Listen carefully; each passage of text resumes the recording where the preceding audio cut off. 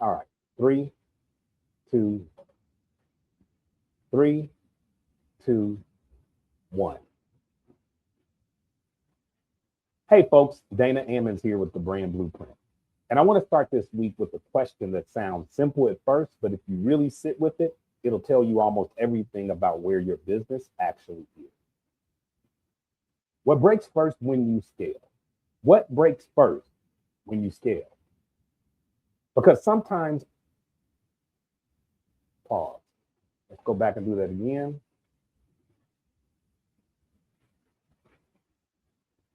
What breaks first when you scale? Because something always breaks.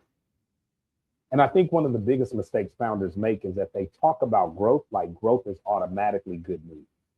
Revenue is up, orders are up, traffic is up, people are finally paying attention. And what retailers are responding, the founder feels like, okay, now we are moving. And that part is real. But what a lot of people don't understand until they're in it is that growth is not just expansion. Growth is pressure on your systems, pressure on your margins, pressure on your operations, and pressure on your fulfillment. Let's do that part again. The founder feels like, okay, now we're moving. And that part is real. But what a lot of people don't understand until they're in it is that growth is just not expansion only. Growth is pressure on your systems, pressure on your margins, pressure on your operations, pressure on your fulfillment, pressure on your visibility into what's actually happening. And pressure has a way of exposing whatever the business was weak on before you got bigger. That's why I keep saying this. Growth doesn't just expand your business, it reveals it. Let me tell you where this is coming from.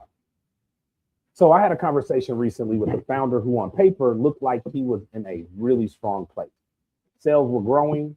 He had more interest than he had before. The business looked healthier from the outside than it had 6 months earlier. And yet, about 20 minutes into the conversation, he said something I think a lot of founders feel, but don't always know how to say. He said, Dana, we're growing, but I don't feel like the business is actually getting stronger. Now, that's a real founder statement. Because what he was describing wasn't a lack of demand, it was a lack of progress. And it was the fact that the business had reached a point where the things he could manually control at a smaller level were no longer holding the same way under more pressure. At lower volume, you can founder your way through a lot of things. You can answer every customer issue yourself. You can catch an inventory problem before it explodes, and you can stay up late and fix the mistake. You can patch a broken process with pure effort. You can carry weak systems on your back for a while. But once the business starts moving faster, the business begins asking you harder questions. Can your operations actually handle this? Can your numbers actually support this? Can your fulfillment process actually keep up with this? And can you still clearly see enough to make smart decisions as the moving parts multiply? That's when growth stops feeling like a trophy and starts feeling like real weight. And if you want my honest opinion, there are a few places that tend to break first. The first one is margin. This is because, let's run that back.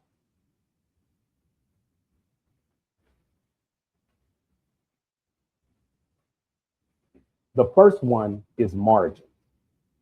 This is a big one because a lot of founders think they know their numbers, but what they really know is the clean version of their numbers. Let's do that again. That's when growth stops feeling like a trophy and starts feeling like a weight. Scratch that one. And if you want my honest opinion, there are few. The first one is margin. This is a bit. Let's do that again. One more time. One more time.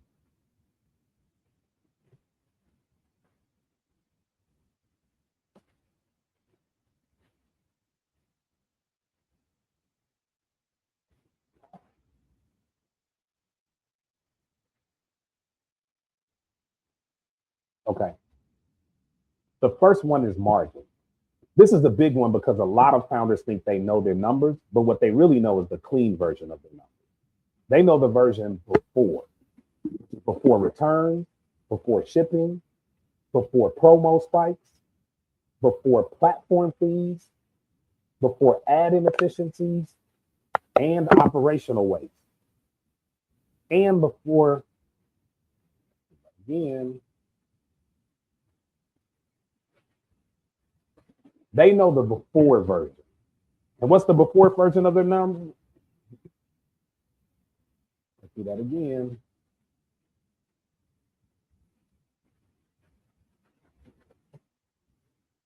They know the before version of their numbers. And what does that mean? Before returns, before shipping spikes, before promo pressure, before platform fees, before ad inefficiency, before operational waste, before founder labor that never gets counted. And man, it never gets counted. So the business can look like it's doing a lot more while it's actually keeping a lot less. And that's one of the most dangerous feelings in entrepreneurship, when your volume goes up and your intuition says you should feel stronger, but your bank account, your cash flow, and your stress level are telling a different story. That's not always a revenue problem. Sometimes that is a margin truth that is finally showing up. Now, the second thing that tends to break fulfillment, and this is something that I've seen quite a while. Let's start that again. Now, the second thing that tends to break is fulfillment. And I've seen this especially with physical product founders. At smaller scale, the process can feel fine enough. Orders come in, things go out. Maybe there's some chaos behind the curtain, but the customer still gets what they need and the founder feels like they're holding it together. Then volume increases. Now one missed order matters more. One packing issue matters more. One shipping delay affects more customers. One sloppy warehouse process multiplies into a bigger cost, and one bad assumption about your lead time can throw off your entire rhythm. At low scale, the problem is manageable. At higher scale, the same problem becomes operational drag. The third thing that breaks is visibility. And this one is sneaky because founders often don't feel it right away. At smaller levels, a lot of decision making is based on instinct and proximity. You know what customers are saying. You know what's moving. You know what feels strong. And you know what feels weak. But once the business starts to expand across more channels, more volume, more product movement, more complexity, intuition starts becoming less reliable until it's backed by actual visibility. Now the founder says things like, I knew we were growing, but I didn't realize the SKU was underperforming. I knew demand was up, but I didn't realize the promo was costing us more than it was helping. I knew we were getting traction, but I didn't know how much complexity we were adding. That's visibility breaking. The business is moving faster than the founder can clearly see what's happening. And once that happens, decisions get slower, sloppier, or more emotional. Then the fourth thing that breaks is the founder. Not necessarily emotionally first, operationally first. The founder becomes the bottleneck. Everything still runs through them, every exception, every vendor decision, every customer escalation, every approval, and also every surprise problem and every quick decision. At a lower scale, that can feel like hustle. At higher scale, that becomes a drag on the entire system. That's when the founder starts saying, I can't get ahead. I feel like I'm in everything. I thought growth would make this feel better. And what they are actually feeling is the consequence of scale landing on a system that was never redesigned for scale. That is why I think founders need to stop romanticizing growth and start integrating. Not fearing it, not avoiding it, not acting small. Interrogating it, asking better questions. What gets weaker as volume goes up? Let's do that again.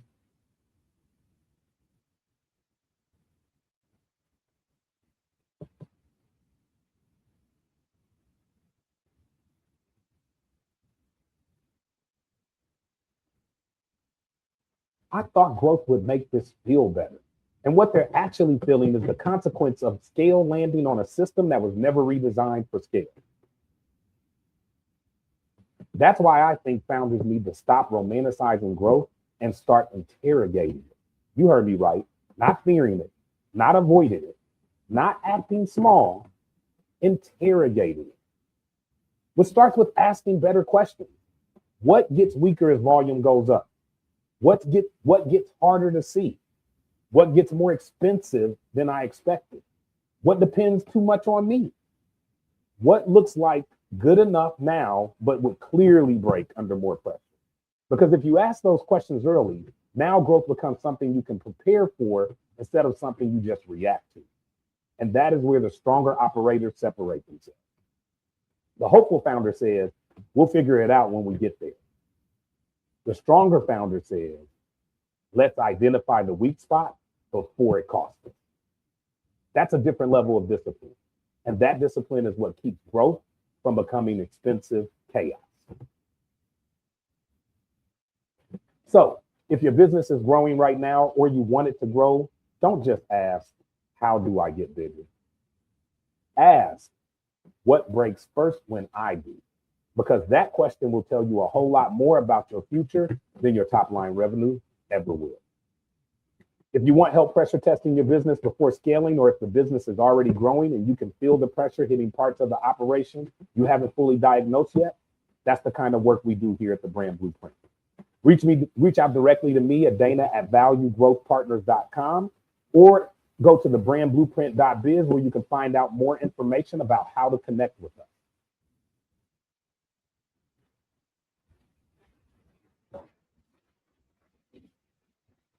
Reach me directly at dana@valuegrowthpartners.com. That's value without an E, or visit thebrandblueprint.biz to find out more information, because the time to figure out what breaks first is before it breaks.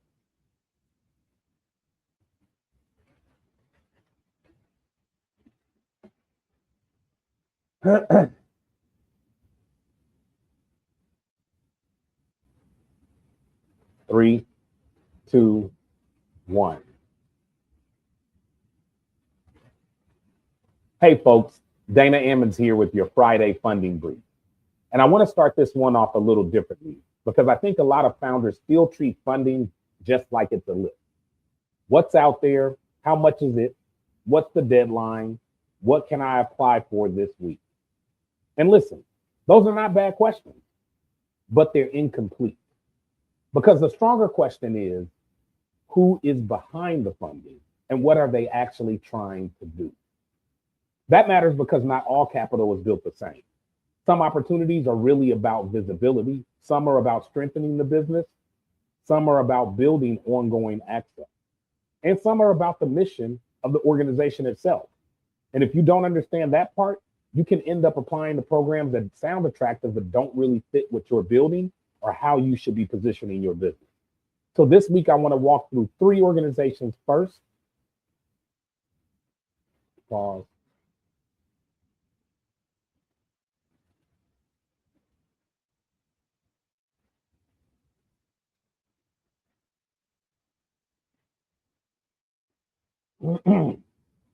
Three, two, one. And if you don't understand that part, you can end up applying to programs that sound attractive but don't really fit what you're building or how you should be positioning your business. So this week, I want to walk through 3 organizations first and then the funding path attached to them.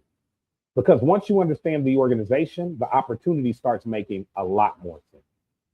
First up, CO 100 with the U.S. Chamber of Commerce.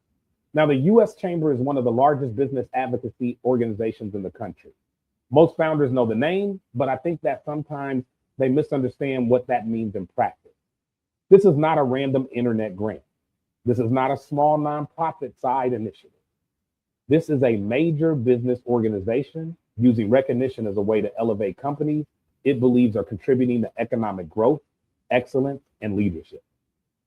That context matters because CO 100 is not just about money. It's really about credibility.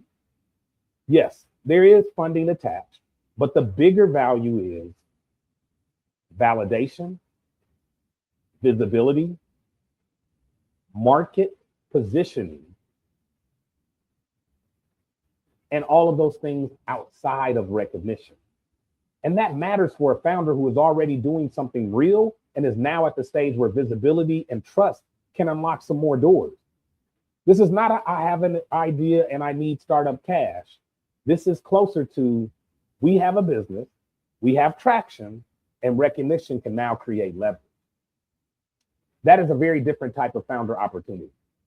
Now, the link to this opportunity is uschamber.com/CO100.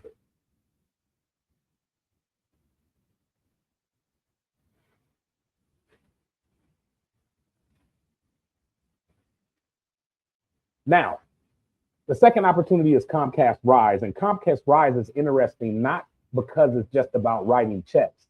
This is where I think founders need to stop.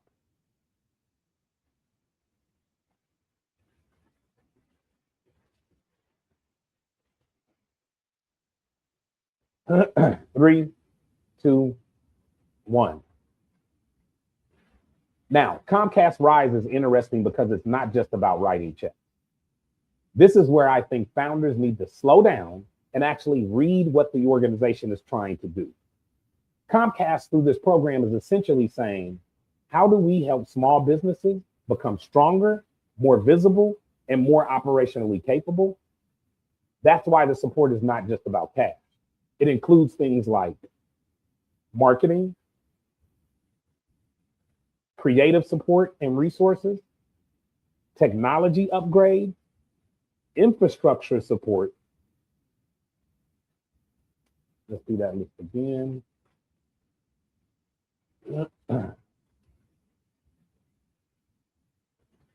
3, 2, 1.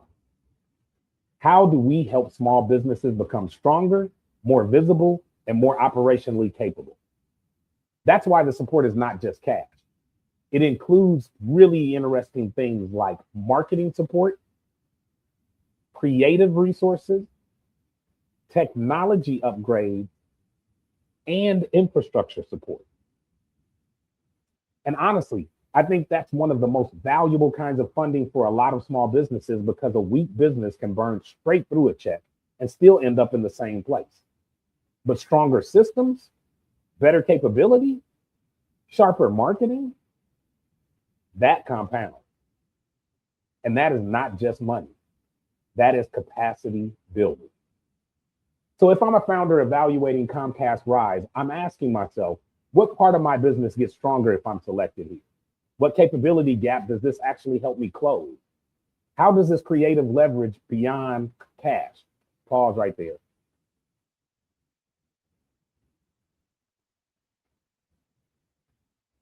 Three, two, one. So if I'm a founder evaluating Comcast Rise, I'm asking myself, what part of my business gets stronger if I'm selected here? What capability gap does this actually help me close? How does this create leverage beyond cash? That is the founder's link. So make sure you check out this loan opportunity. Again, this is Comcast Rise. This is located at www.comcastrise.com. Now, the third opportunity up for consideration is I Fund Women. Now, I Fund Women is different from both of the first two, because this is not just one program with one application and one narrow set of criteria. This is actually a platform, and that changes the strategy. I Fund Women exists as an ecosystem designed to help women founders access funding, visibility, support, and in many cases, corporate-backed opportunities over time. So the value is not just, did I win this one thing?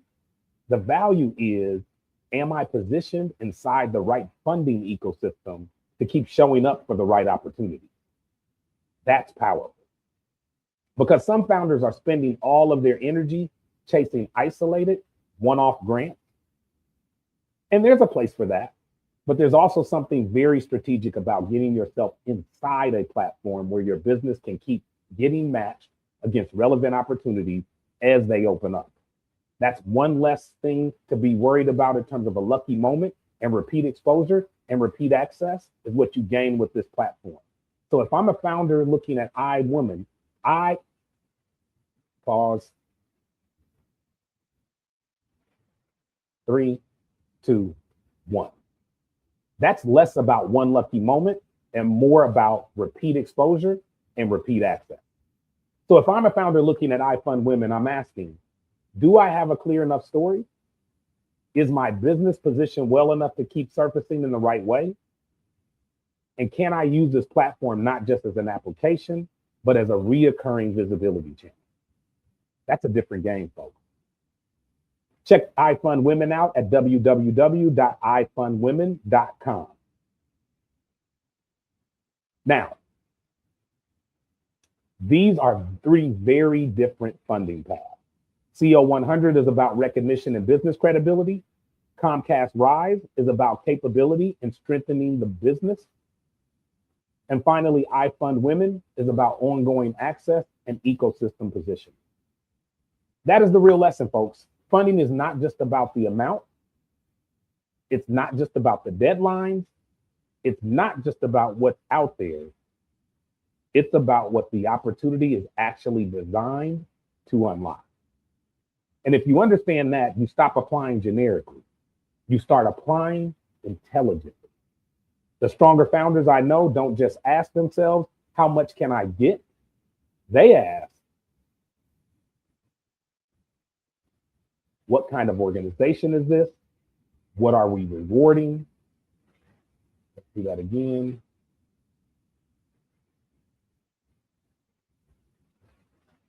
Three, two, one. The stronger founders I know don't just ask, how much money can I get? They ask, what kind of organization is this that is rewarding the money? And what kind of founder are they looking for? What would this actually unlock in my business? That's what alignment looks like, folks. And alignment is what makes your application stronger before you ever even hit submit. Also, appreciation to Alt Finance for continuing to support capital conversations and founder access content across the Brand Blueprint ecosystem. Back that up. 3, 2, 1. They ask, what kind of organization is this? What are they actually rewarding? And what kind of founder are they actually looking for? Let's do that again.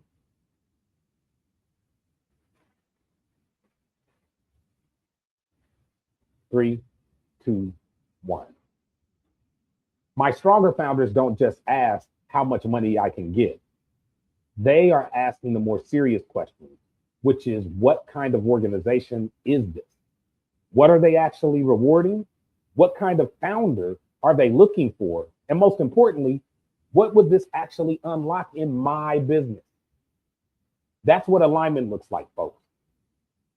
And alignment is what makes your application stronger before you ever hit that submit button. Also, appreciation to Alt Finance for continuing to support capital conversations and founder access content across the group. Do the founder again.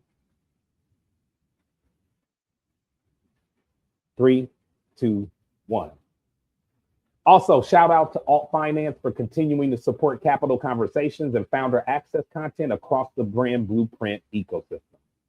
If you want the full funding tracker or help thinking through what actually fits your business and stage, reach out to me directly at dana@valuegrowthpartners.com, and that's value without an E, or check us out at thebrandblueprint.biz.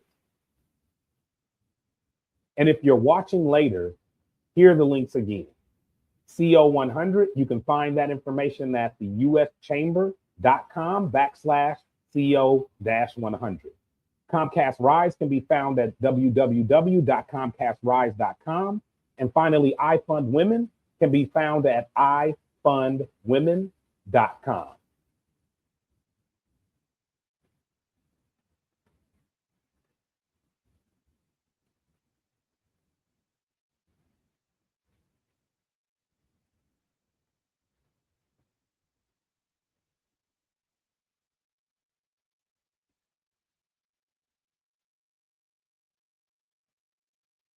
3, 2. Thanks again for joining us on another exciting episode of Funding Friday with Dana Ammons and the Brand Blueprint. Have a great one.